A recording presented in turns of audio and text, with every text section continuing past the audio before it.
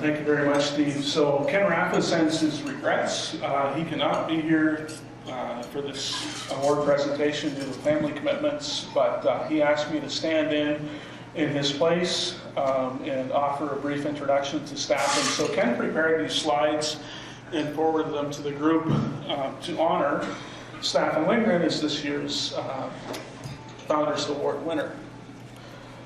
Here's a picture of the plaque that Staffan will be receiving. It's for his outstanding contributions to forest entomology and management in Western North America 2018. It has some of his accolades right here at the bottom of the plaque. Devised the most widely used method for sampling the abundance and diversity of bark beetles. Secondly, it has inspired future generations of forest entomologists through outstanding undergraduate instruction and graduate and postdoctoral mentoring. Third, made major contributions to our knowledge and application of chemical signaling by forest insects. And last but not least, contributed to our understanding of the community ecology and diversity of forest insects.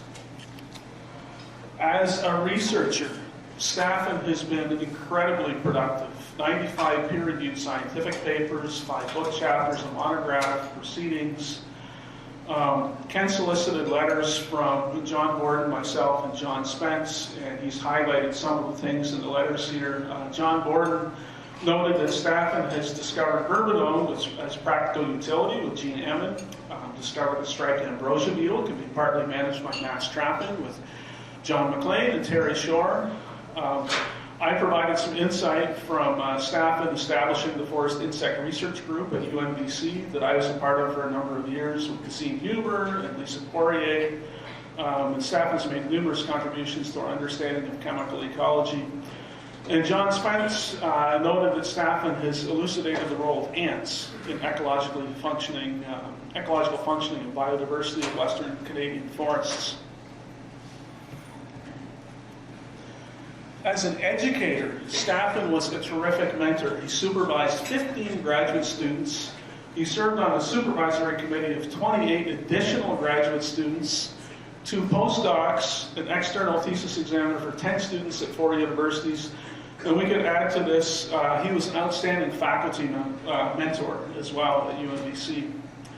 Classroom instruction, Staffan had quite a high teaching load at UNBC and taught a diversity of courses from forest entomology to invertebrate zoology, plant-animal interactions, and of course taught into the interdisciplinary course for UNBC's PhD candidate program. Along with research and mentoring and teaching, he's done outstanding service to the discipline. As president of Professional Pest Management Association BC, he's been president of both the Entomological Society of British Columbia and the Entomological Society of Canada. He's served as a WFIWC counselor, a subject journal editor for the Canadian Entomologist, Environmental Entomology, and Ken noted that Staffan attended his first WFIWC in 1979.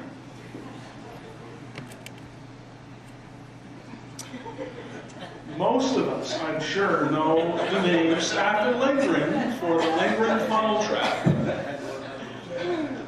Lindgren's 1983 paper has been cited 545 times. And if you ask Staffan, sometimes he's mildly annoyed that people cite it more for the trap than the actual experiment that he designed the trap for. But I'm sure many of us have found a much higher potential for studying biodiversity. Ken Rafa did a survey of the community, and here on the slide are noted different things that have been caught: tree frogs, bats, mice, flying squirrels, paper wasps, bluebirds, et cetera, et cetera. We had one this past summer that we found filled to the brim with trail mix. That was new. But a couple of wonderful pictures here of critters that have been found in funnel traps. The flying squirrel from a technician named Bob in Wisconsin, and Daryl Ross provided this. That's a great picture. You catch all sorts of crap in these traps.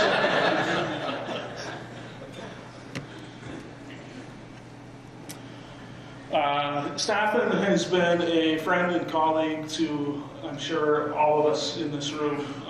And one nomination letter in particular noted that in 35 years in the field, the person had never once heard an unkind word spoken about Staffan Lindgren. So Ken wanted to express his appreciation to the letter writers, and especially the awards committee too, as Steve Seibold pointed out. And with that, Staffan, I'd like to invite you up, and I will present to you the award plaque.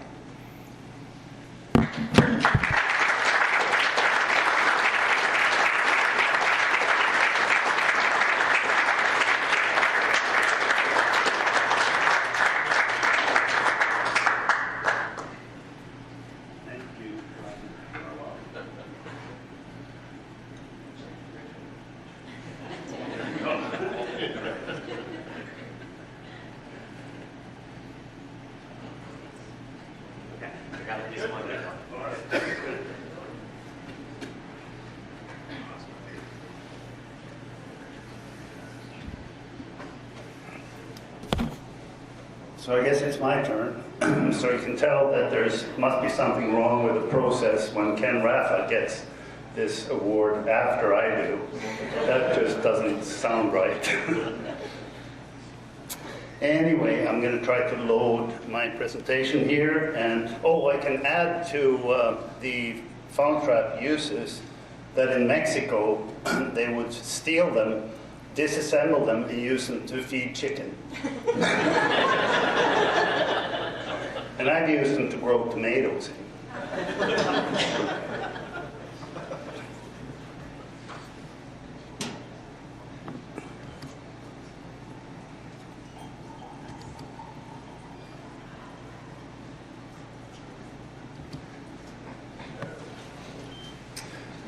So a lot of these talks are about career and about the research that people have done, but I decided to do something slightly different and talk about sort of mishaps that have happened in my career. And I want to point out before I start that all of these happened before 1987. Since then, I have a perfect record of no blemishes. So I'm going to talk a little bit about some of my things that I did with my PhD. This is a picture of me with one of the prototypes of the funnel trap before it was in commercial production. And a little bit about what it was like to drive on logging roads back then. My ability or lack thereof for felling trees. And then a little bit about some other truck adventures that we had during the research. And then finally, I'm going to talk about something positive, about how this trap has made me essentially famous, but the fortune part is questionable. So I did my PhD alongside with Terry Shore. We did parallel PhDs. He with John McLean and I was with John Gordon. And it was essentially John Gordon's lab, with the help of chemists, had just developed the pheromones for the major ambrosia beetle pests on the coast, Naphthricus sulcatus and retusus and Tripodendron lineatum. And at the time, they were using these sticky traps. And we use different kinds of sticky traps. So, is this thing on? No, it's not. Yes, it is. Yes. Oops. Sorry. There we go. So here, this trap is a so-called vein trap. So we had these big sticky panels, and the only way to get the beetles off them was to pick them off with tweezers, or to just count them on there and then throw it away. And it was a real pain in the rear end to work with these things. We also had these smaller survey traps, which were round, and Leslie Chong, who was John's technician at the time, came up with this brilliant contraption where we could essentially heat off the sticky material, which was Stickum Special, awful stuff that you never want to work with. And we would heat this up, and it was essentially a mixture of carbohydrates, nasty stuff. And as you can see, it causes top kill. It probably causes some other things too that we don't want to talk about. So my PhD was done in dryland sorting areas. Terry was working in sawmills. And I worked in various places, including up at Northwest Bay up here, in Souk, Port Renfrew, around Lake Shawnigan, and out on the Alberni Inlet in a place called China Creek. So I had to drive around once a week or so to check these traps. And that's part of the story. Because driving back then on logging roads was a little different from what it is now. But I'll get back to that in a little bit here. I want to also, before I forget, I want to mention that a lot of the pictures here are not relevant, or they're not directly from the events that I'm talking about, because we didn't have smartphones. And the camera, when you were in a sticky situation, the last thing you thought about was to take a picture or a selfie as you screwed things up. So I've sort of done a little bit of improvising. Oh. I want to just briefly talk about, so one of the experiments we did early on was with trap logs. And we used felled trees or trap logs that were put out and counting ambrosia beetles. So this is a picture of David Gray and I counting the attacks and putting pins in and in squares painted on these things to see how many beetles went into them. We also did Lindgren treated logs. Lindgren was, of course, a persistent pesticide. I didn't really care for pesticides, but we thought we'd try it anyway, so we used these half oil drums that the beetles would fall into so we could count them. But the interesting part, this is John Borden working with the trap. John was, of course, a fantastic mentor, and he was always in the field with his students. How he managed to keep up with everybody, I don't know, but he still has more energy than I do. When we were going to dispose of these things, we had to pick them up, put them in a pickup truck, and drive them to a dump. And one of these logs was down a slope, and John was rolling it up this long slope. It was probably about 30 or 40 feet or something like that. And just as he got to the top, he lost his grip, and the thing rolled all the way down again. And at that point, I learned that John knew a lot of different words that I hadn't heard before. I had my own adventure. Most of the time that we had a pickup truck that was a two-wheel drive in those days. But John had just bought a 4x4.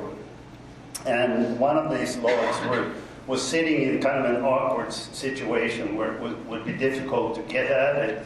So I said, well, have a four-wheel drive, so just back right up to it, lift it up, and off we go. Well, it was down a little slope, and it turned out that the ground was much softer than I had counted on. And so I learned an important lesson doing that, and that is that a 4x4 is for getting out of trouble, not for getting into trouble.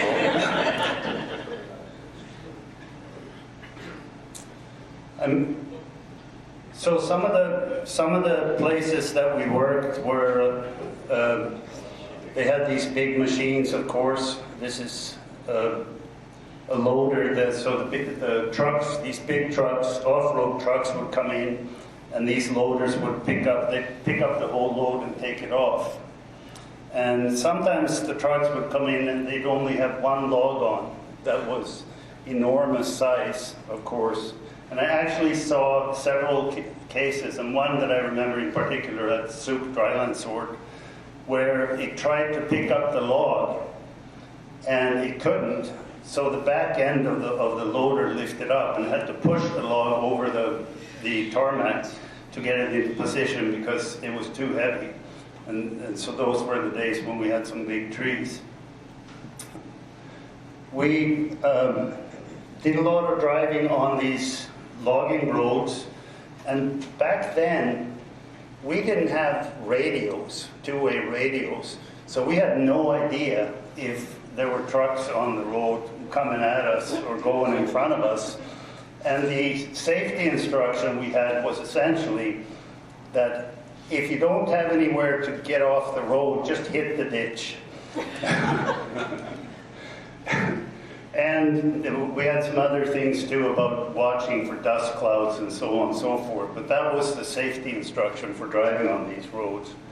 And it was kind of tricky at times. These off-road trucks some of them were 14 feet wide, and on a logging road that didn't leave a lot of room. Some of them were carrying full-length logs, and if you were meeting them on a corner, the sweepers would put you in some danger, so you had to be on the ball. The worst ones were these ones here. They were enormous, and I met a few of those, but fortunately they were often fairly slow. I had to drive from Port Renfrew up to Lake Shawnigan, and in those days that was gravel road. And one place, they had this suspension bridge that you had to drive over, so that was kind of exciting. But we did that safely. There was no big deal. Of course, I was much younger then, and as all young men, you have a lot of bravado and very little sense. So at one point, David Gray and I were driving from Lake Shawnigan to China Creek, and we ended up on the road where they were just plowing or grading, and they had left this berm in the middle. And then as I was driving, I ended up with one wheel on each side of this berm, but that didn't slow me down. So coming around the corner, there was this boulder sitting on top of it. And it wasn't this big, of course, but it was big enough. And there just wasn't room or enough time to stop. So I aimed where I thought it would make the least damage. I hit the rock, of course.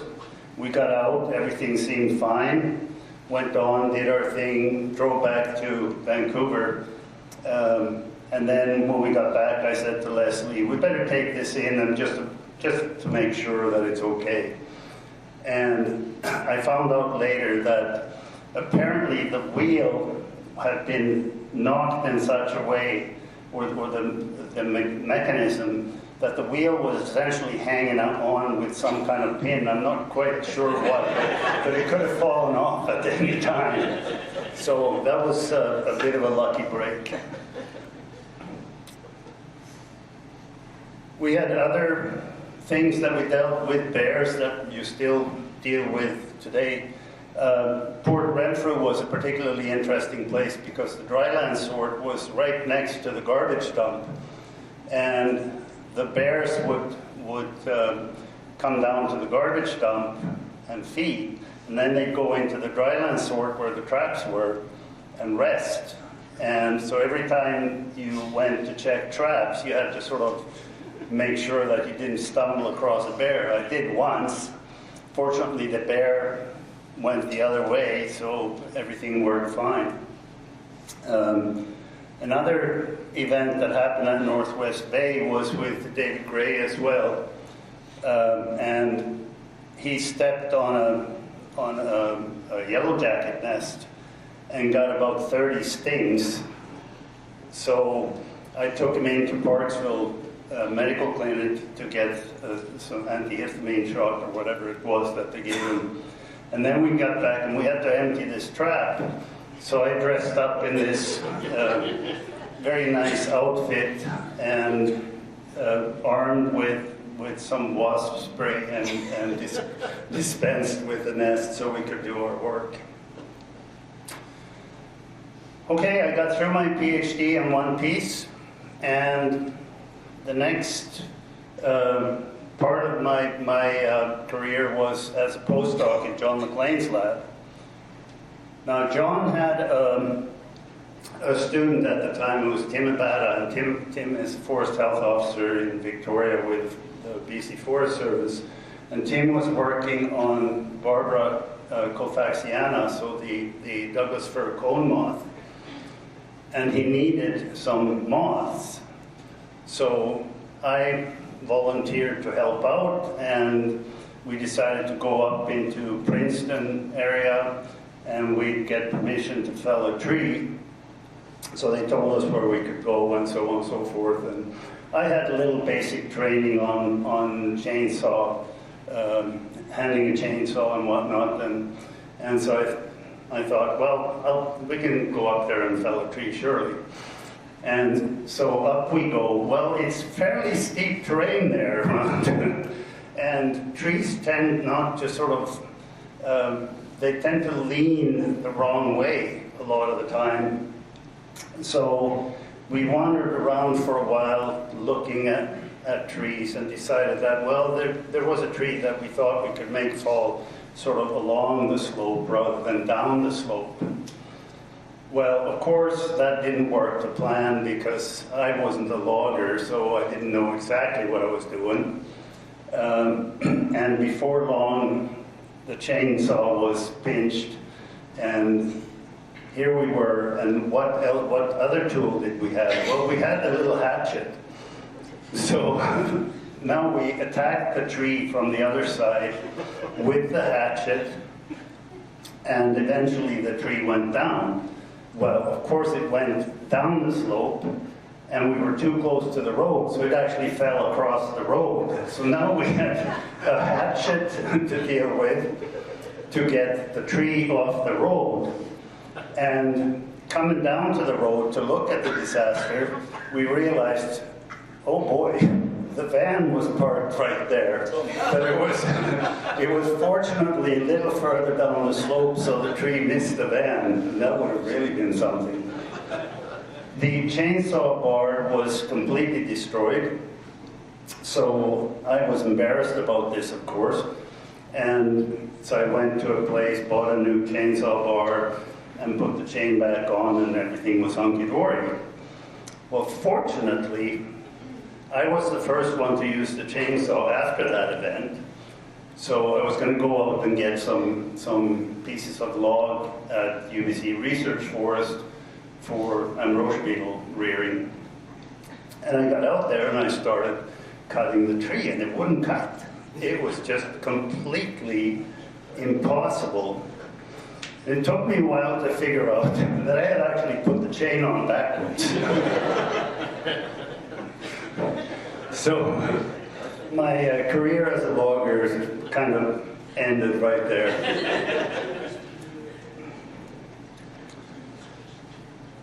Driving on these roads, as many of you know, it can be kind of exciting to say the least.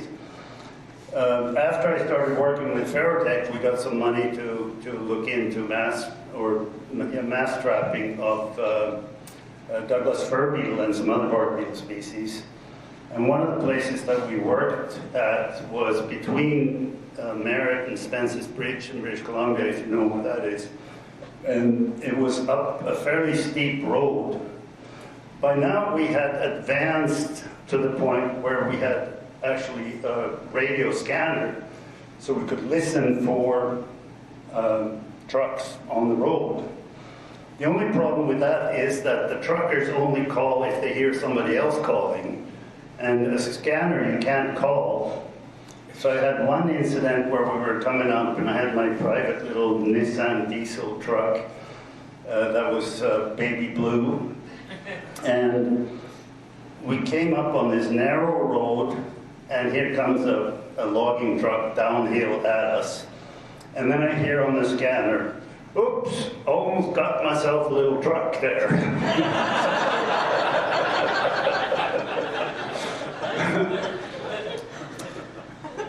So we worked in that area quite a long time and put up traps and tried different things. And at one point, I ended up with, to my horror, I came up to evaluate what had happened. And about 25 trees were attacked by Douglas fir beetle. And I thought, oh my God, I've killed all these trees. Fortunately, these were healthy trees. So in spite of the fact that they looked like they didn't respond at all to the beetles, it was just that as they were going through the bark, once they reached the actual inner bark, the trees pitched like nobody's business, and everything ended up fine. I think two trees died. But I could have ended up in jail or with a big fine for starting a bark beetle outbreak with that one. One of the times we went up there was particularly memorable. So we had this very steep switchback road going up, and in the dry interior, and Lorraine knows all about this, I'm sure, and when it rains on that fine dust, it creates gumbo that Henry Mowick, if some of you may remember Henry Mowick, and he called it loon shit. And when you walked on the stuff, the mud just caked on your boots. So you were walking around with mud boots, and the tires looked like this. Well, you don't get much traction when you have tires like that, and we had to get down again. So I was in first gear going downhill and just hoping that it would not go fast enough so that I could turn these switchbacks. And thank goodness it worked quite okay. This is my favorite adventure. This was at Myra Canyon. John Gordon, Jeff Cushion, who was working with me at the time and tragically passed away of a heart attack in 2005 in Nanaimo, which is where I live now, actually, incidentally. But we were up there doing some experiments with verbenome, I believe it was, in 1987. And we were up in an area called McCullough, which is up here somewhere. So this is what's called the Myra Canyon, which now is a really neat place to go on bicycle touring and stuff like that. But it has an interesting story. It was part of the Kettle Valley Railroad, which was built specifically so that Canadians could ship goods into the interior without going through the U.S. So there was a little bit of friendly neighborhood competition there.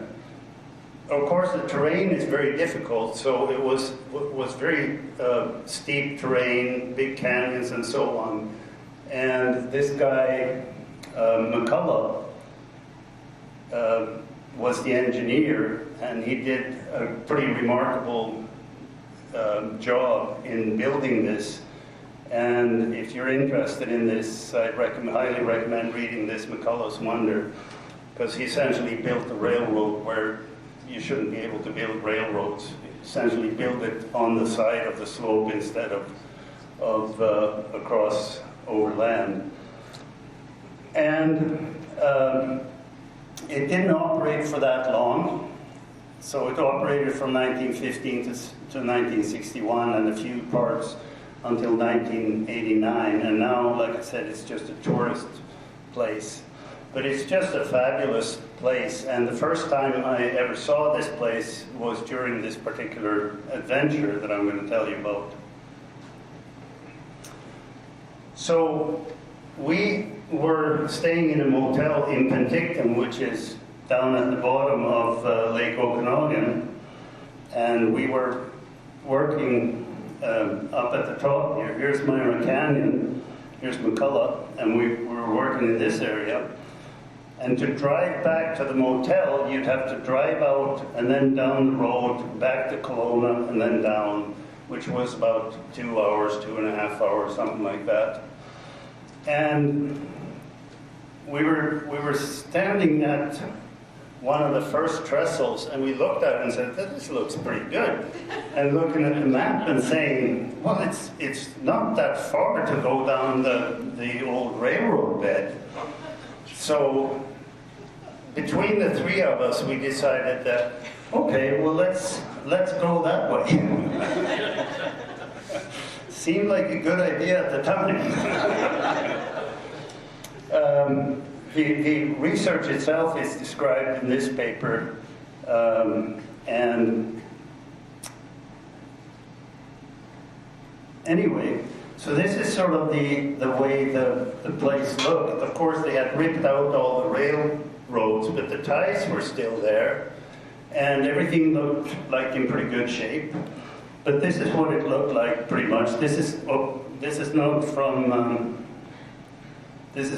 from Myra Canyon, but this is what we were driving on. So the first trestle we drove out on was about maybe 500 feet long or something like that. And it had a drop of maybe 200 feet or something under it. And we got about 2/3 across, and there was a tie missing. So now we're getting out and we're looking at this and we're saying, well, what do we do now? And we looked back and said, well, we can't back all the way back there. And we got a 4-wheel drive, and the beams that are holding the ties, they're pretty wide and they're the right spacing for the tire. And we got a 4-wheel drive. Yeah, I know, man. This is crazy. So we carefully sort of negotiated that and went across it. And then we went to the next ones, and as you can see here, there were 16 wood trestles and 2 steel bridges and 2 tunnels in just over 8 kilometers. So there was a lot of things happening there. And then we got to the first of the steel trestles, and it looked in perfect shape, so it looked great. So we're merrily driving out. And then we get to a place where there's 3 ties missing in the same place. But of course it had steel beams, so we managed to get across that too. Thank goodness we had the 4x4. Without the 4x4 it wouldn't have been possible for sure.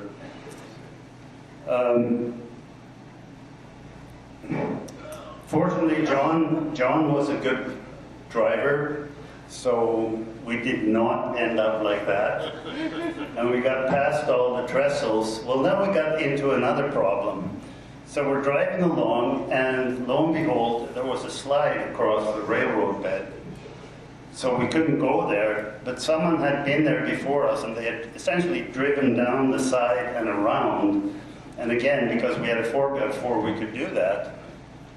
But to make a long story short, we ended up in Penticton about 9 p.m. after about 4.5 hours of drive.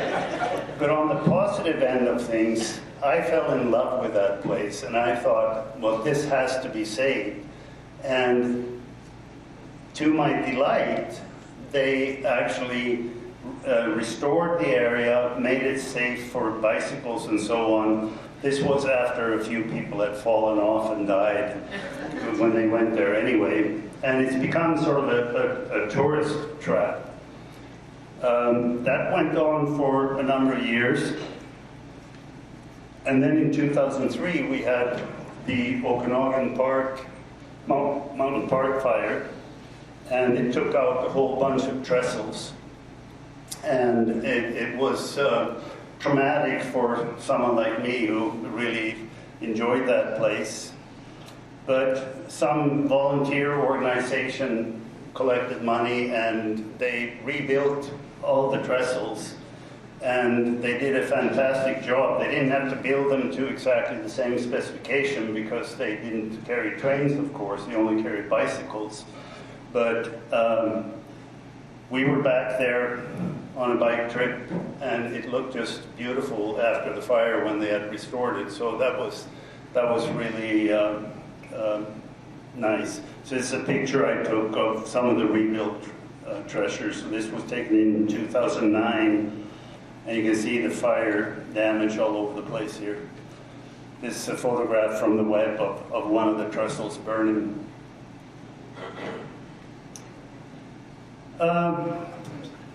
Finally, the trap, of course. So a lot of people know about the trap, and when they see my name, they either say, "Oh, are you the one who came up with this trap?" or they tell me that they've used it a lot or something like that.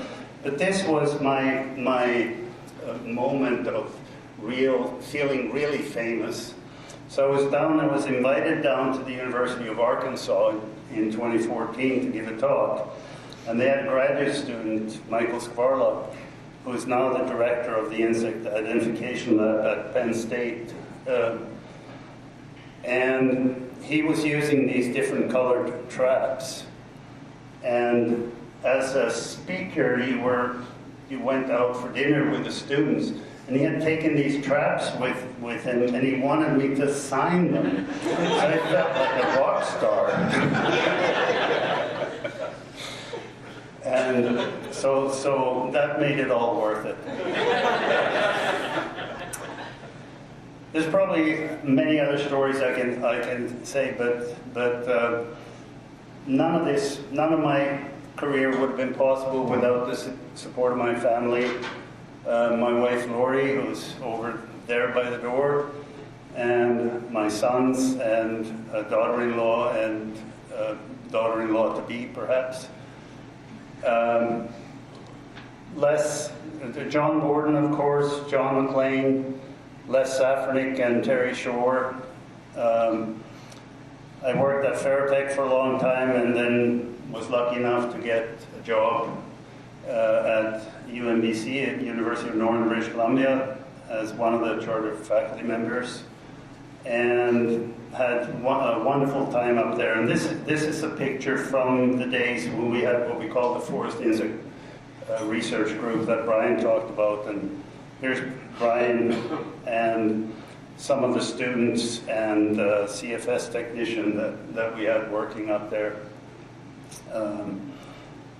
And we had about 5 years that were incredibly productive, probably one of the better bark beetle labs or forest insect labs in North America at that short period. And then Brian said, this place isn't good enough for me, so he left.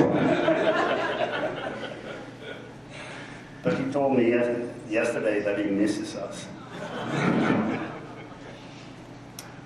I also have to thank Ken Raffa. Without Ken, I wouldn't be standing here for sure. And he's an incredibly talented and gifted person, and he's also someone that I'm very proud to call a good friend. And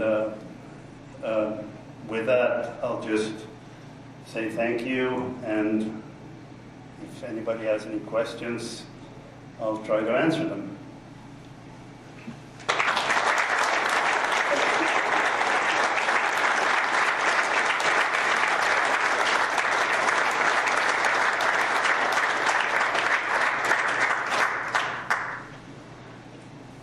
There's not much to ask about after that, is there? Okay, thank you very much.